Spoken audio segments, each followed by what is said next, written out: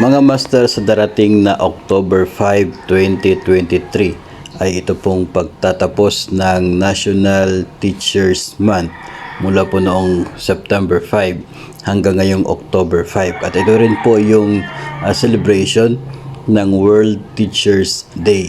No? At kagaya nga po ng nakasanayan sa bawat World Teachers Day celebration ay mayroon pong binibigay na incentive ito pong Department of Education para po sa lahat ng kanyang mga nasasakupang mga guro as identified in the Magna Carta for Teachers.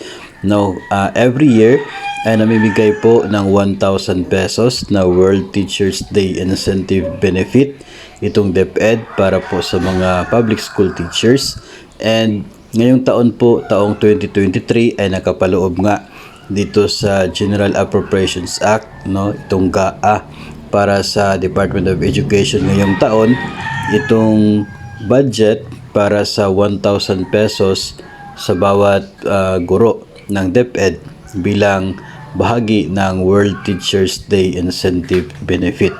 Na wala pa naman pong memo tungkol sa magiging activity ng celebration na ito, pero nagkapaloob naman po sa GAA ng DepEd talaga na mayroon pong 1,000 pesos for World Teachers Day Incentive Benefit, kaya aasahan po natin na ito ay maibibigay sa mga public school teachers pagdating ng October 5. No? And maybe baka po yung iba mahuhuli po, pero depende po yun sa processing ng inyo pong division office. No? Sa ngayon ay wala pa naman po tayo nakikita na NCA para po sa nasabing benepisyo or incentive na naibigay doon sa bawat division offices or regional offices, pero baka po kasi na maging bahagi ito sa usual na dina-download ng DBM every month. So abangan na lamang po natin, pero talaga pong sigurado na nasa budget ng DepEd ngayong taon itong 1,000 pesos na intended for